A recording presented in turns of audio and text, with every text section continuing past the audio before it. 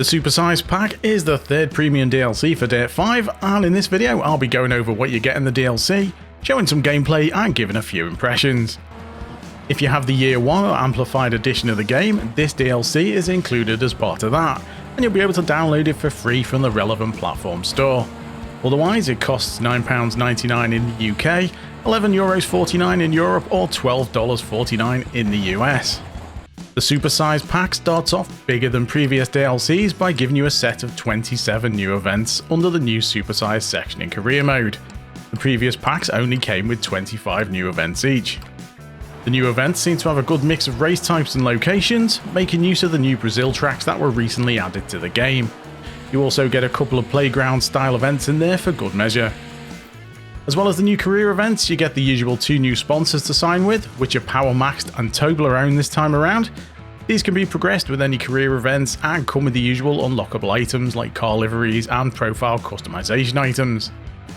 Headlining the Supersize Pack are 4 new cars, which true to the name of the DLC are all pretty chunky. First up in the Crossraid category is the Volkswagen Atlas Cross Sport Badger concept, which is about as large as its name. For 110k you get a decent Crossraid vehicle, although the default grey paint job is a bit on the dull side. The first of the unlockable liveries is a pretty cool Demon Samurai artwork with loads of detail, but you need to view the car from above to see it at its best. The second livery is a Power Max sponsor paint job that looks decent enough on a car of this type. Performance wise, it's not going to trouble the Lafitte for speed, but it's not that far behind. Being 4-wheel drive does give it an edge in the handling, but it's probably better on the tighter tracks. It accelerates well and it's very controllable in the corners. I enjoyed racing this one in the new DLC events. Next we have the Rezvani tank that's been added to the pre-runners category, and despite its name, this 140k vehicle is one of the lightest in the class. It's quite a striking looking vehicle though, and it suits its default matte silver paint job. The first of the unlockable liveries for the vehicle leans into the tank name with a military style camo paint job, complete with chalked off enemies on the side. I think this one looks pretty cool. The sponsor livery is Power Maxed again and is best described as, well, stripy. I'm not a huge fan, but I guess you're a bit more limited by the sponsor colours and designs. In game it's one of the better vehicles in the class, it's light, has decent performance and handles well. There's a playground event for pre-runners in the DLC and the Rezvani tank manages really well on it. It was also no slouch against the AI in a mixed class race. The third vehicle is a welcome addition to the Rock Bouncer class, doubling the number of available cars to 2. The default racing livery looks good on the car, and it's nice to see they didn't just go with a plain colour.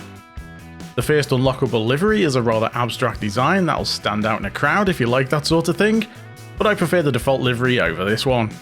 The sponsor livery is Toblerone of all things, but the colour scheme looks surprisingly good on the car. I guess the mountain theme fits with the class as well.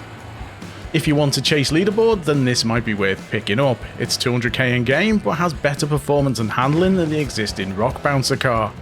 I guess you could call it pay to win, but there seems little point in adding a second vehicle to the class that's exactly the same or worse than the one that's already there.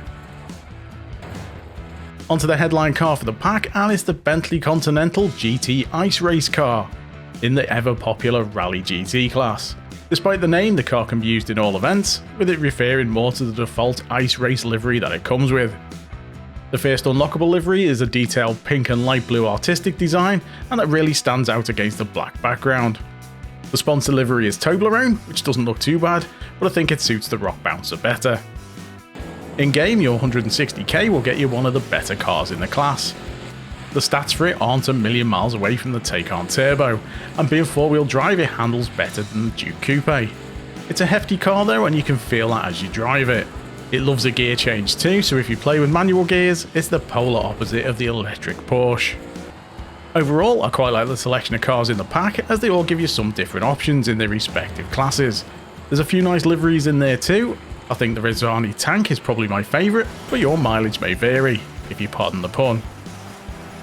As for the new stages, there's a decent mixture of events in here, which gives plenty of opportunities to try out the new cars.